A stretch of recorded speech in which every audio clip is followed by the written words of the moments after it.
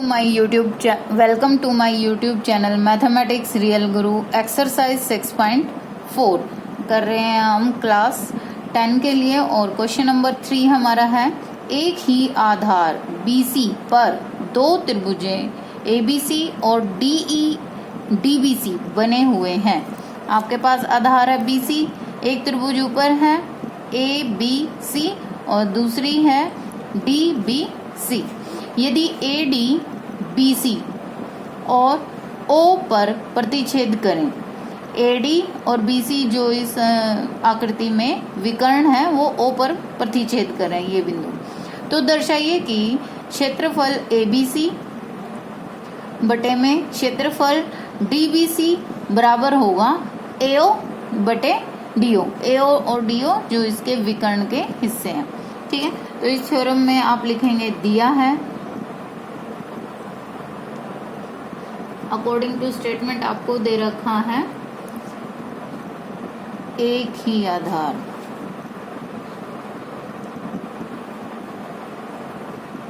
BC पर दो त्रिभुज ABC और त्रिभुज DBC बनी है। इसके अलावा तो कुछ दिया नहीं है आपको, तो सिद्ध करना में क्या लिखेंगे आप?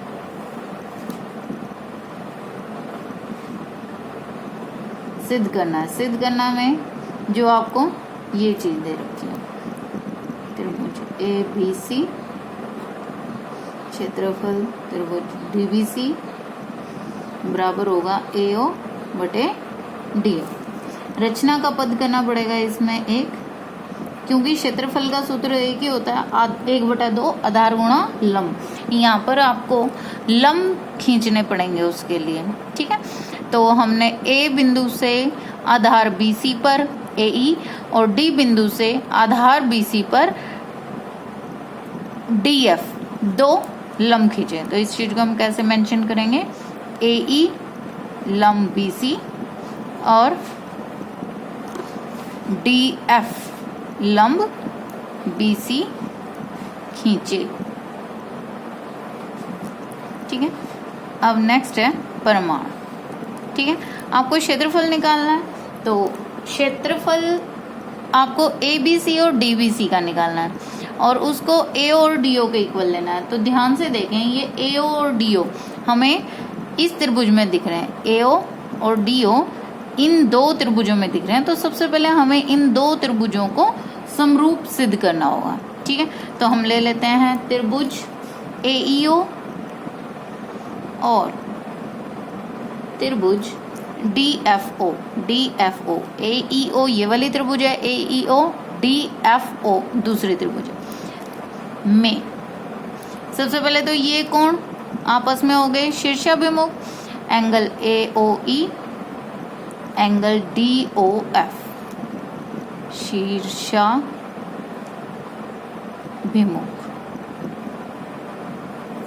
दूसरा कोण है आपके पास लंब, दोनों ही 90 डिग्री के हैं, तो एंगल AEO एंगल DFO दोनों बराबर हैं, क्योंकि दोनों ही 90 डिग्री हैं।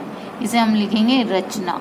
रचना में हमने खुद ही इसे दिया बनाया है, हमें ये ना तो दिया हुआ था स्टेटमेंट में। तो इस आधार पे त्रिभुज AEO समरूप है त्रिभुज DFO बाय एंगल समरूपता नियम से। अब हमें पता है यदि दो त्रिभुजें समरूप हैं तो उनकी संगत भुजाएं समान अनुपाती होती हैं। हमें कौन सी संगत भुजाओं में यूज करना है? वो है AE upon DF, AO upon DO। ठीक है, इसे हम फर्स्ट दे देते हैं। अब बात आती है क्षेत्रफल की, क्योंकि हमारा सारा कंसंट्रेशन जो हमें सिद्ध करना उस पे है। ये देखो, तो हमें क्षेत्रफल लेते हैं ABC का और क्षेत्रफल DBC का। सूत्र क्षेत्रफल का वही है 1/2 आधार गुणा लंब। आधार ABC में जो त्रिभुज में आधार तो BC है, उसने स्पष्ट लिखा है समान आधार, एक ही आधार BC, तो आधार BC हो गया और इसमें लंब हो गया आपके पास AE जो आपने रचना में करा है 1/2 आधार गुणा लंब। अब नीचे वाली त्रिभुज में देखो सूत्र वही 1/2, आधार भी वही है सेम, और लंब है इसका DF। जो कैंसिल आउट हो रहा है उसे हम कैंसिल कर देते हैं, तो ये आ गया AE/DF। लेकिन समीकरण 1 में देखो हमने तो AE/DF को सिद्ध कर दिया है, AO/DO, तो हम इसको रिप्लेस करते हैं इससे, यानी AO/DO यहाँ पर लिख देंगे समीकरण 1 से। तो ये आपका क्षेत्रफल ABC बटे क्षेत्रफल DBC सिद्ध हो गया है AO/DO। नेक्स्ट क्वेश्चन है आपके पास क्वेश्चन नंबर 4। स्टेटमेंट है यदि दो समरूप त्रिभुजों के क्षेत्रफल बराबर हों तो सिद्ध कीजिए कि वे त्रिभुजें सर्वांगसम होते हैं। हमने दो त्रिभुजें अपनी तरफ से ले लिए ABC और PQR। तो इसमें स्टेटमेंट में जो दिया है आपको वो क्या दिया है, दो समरूप त्रिभुजें दी हैं, यानी कि त्रिभुज ABC समरूप है त्रिभुज PQR के, साथ में उनका क्षेत्रफल भी बराबर है। तो आप लिखेंगे क्षेत्रफल ABC का बराबर है क्षेत्रफल PQR के। सिद्ध क्या करना आपने लिखें, मेंशन करना जरूरी होता है, इसमें दिया है सिद्ध कीजिए। यदि कोई रचना का पद है तो रचना का पद लिखें, नहीं तो प्रमाण। सिद्ध कीजिए में आपके दोनों त्रिभुजें सर्वांगसम सिद्ध करनी है, यानी कि त्रिभुज ABC को सर्वांगसम सिद्ध करना है, त्रिभुज PQR। सर्वांगसम के सवाल आपने 9th क्लास में पढ़े होंगे, सर्वांगसमता के नियम भी, ठीक है। तो यहाँ पर देखो प्रमाण कैसे करेंगे हम, क्योंकि हमें पता है दो समरूप त्रिभुजों का जो क्षेत्रफल का अनुपात होता है वो उनकी भुजाओं के अनुपात के वर्ग के बराबर होता है। तो वो रिजल्ट थ्योरम भी करी थी हमने, तो वो रिजल्ट हम यहाँ यूज करेंगे। तो क्षेत्रफल त्रिभुज ABC, क्षेत्रफल त्रिभुज PQR, क्षेत्रफल का अनुपात बराबर होगा उनकी संगत भुजाओं के अनुपात के वर्ग के बराबर। तो AB के संगत है PQ, अनुपात और वर्ग, साथ में दूसरी भुजा भी हो सकती है BC QR और AC और PR हो जाएगा, ठीक है। यहाँ पर आप लिख सकते हो रिजल्ट ऑफ थ्योरम। आपको सिद्ध करना है कि दोनों त्रिभुजें जो समरूप दी हुई थी सही मायने में वो सर्वांगसम भी होंगी यदि उनका क्षेत्रफल बराबर होगा। अब देखो क्योंकि ये क्षेत्रफल बराबर है, दिया हुआ आपको ABC बराबर है एरिया PQR दिया है। अब यदि दो चीज बराबर हैं और उनको डिवाइड करेंगे, यानी कि एरिया ABC, तो PQR की जगह आप ABC लिख सकते हैं क्योंकि ये दोनों बराबर हैं, सेम रहेगा AB PQ BC QR का स्क्वायर AC PR का स्क्वायर। लेकिन अब ये तो सेम हो गए तो इनको कैंसिल करके आपके पास आ गया 1। अब एक एक रेशियो एक एक अनुपात को ले, AB PQ का वर्ग 1 के बराबर है, तो इसका मतलब क्या हुआ AB PQ 1 के बराबर है, और इसका मतलब क्या हुआ AB PQ के बराबर है, क्योंकि ये क्रॉस मल्टीप्लाई होएगा। पहला आ गया, दूसरा अनुपात लेंगे हम BC QR का वर्ग 1 के बराबर है, इसका मतलब BC QR भी 1 के बराबर है, और इसका मतलब क्या हो गया BC QR के बराबर है।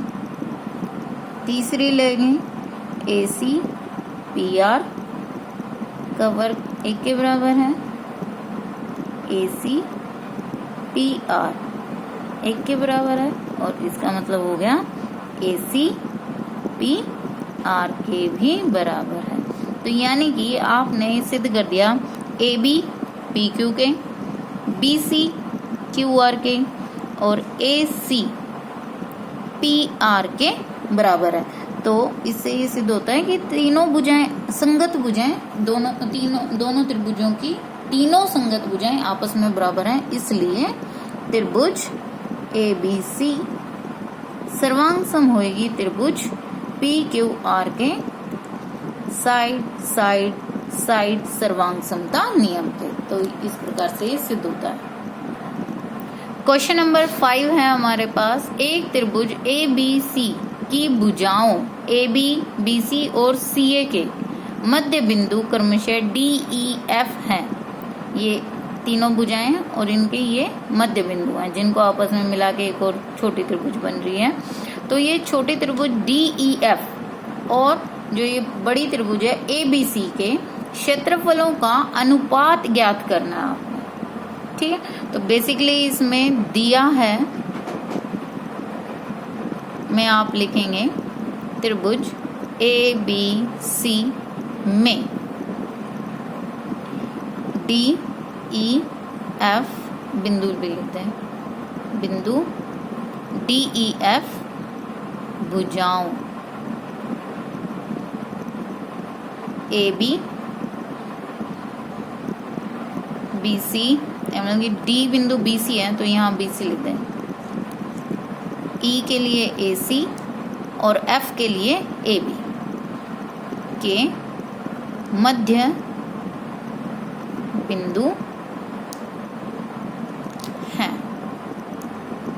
इसके अलावा और कुछ नहीं दिया गया। डी बी सी का, ई ए सी का और एफ ए बी का मध्य बिंदु है। ज्ञात करना आपने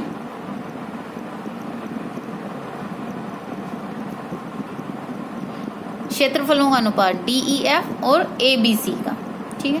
तो A B C D E F का अनुपात, ठीक है, क्या रहेगा। नेक्स्ट, रचना का इसमें कोई पद नहीं है तो सीधा हम प्रमाण करते हैं। प्रमाण में देखिए, क्योंकि ये मध्य बिंदु है तो आप बी सी को, बी सी आपका बन जाएगा 2EF, बी सी 2EF सामने वाले, BPT theorem, basic proportionality theorem, जिसे हम कहते हैं आधारभूत अनुपातिक प्रमेय, ठीक है। तो उसके अनुसार और ए बी बन जाएगा आपके पास 2 टाइम्स ऑफ DE और ए सी होगा 2 टाइम्स ऑफ DF।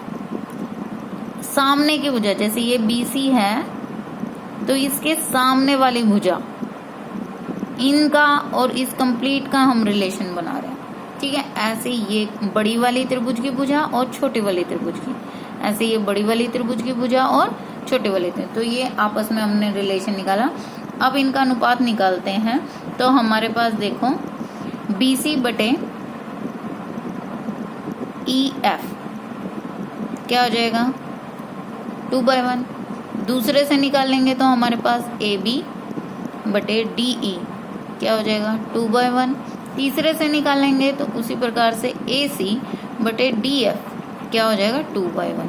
तो यहाँ से देखो तीनों आपस में, दोनों त्रिभुजों की तीनों भुजाओं का अनुपात समान है।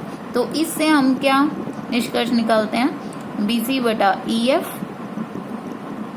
AB बटा DE और AC बटा DF होगा और तीनों के तीनों अनुपात 2/1 के बराबर होगा।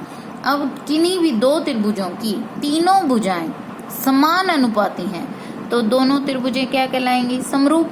तो त्रिभुज ABC समरूप है त्रिभुज DEF के भुजा भुजा भुजा अनुपातिक नियम से, समरूपता नियम से, ठीक है। अब हमें ज्ञात करना था इनका क्षेत्रफलों का अनुपात। तो क्षेत्रफल ABC और क्षेत्रफल DEF। थ्योरम के अनुसार ये क्या है, इनके भुजाओं के वर्ग के अनुपात के बराबर है। तो भुजाओं का आप कोई सी भी भुजा ले लो, तीनों में से देख लो। यहाँ पर से हम पहले AB DE भुजाओं का अनुपात का वर्ग, दूसरी भुजा ले लेते हैं BC EF का वर्ग, तीसरी भुजा AC DF का वर्ग। लेकिन आपको पता है AB by DE, BC by EF और AC बाय DF तो हमने 2/1 निकाल लिया था, तो यानी 2/1 का वर्ग, जो कि हो गया 4/1। तो आपके पास क्षेत्रफल ABC और क्षेत्रफल DEF का अनुपात आ गया 4/1।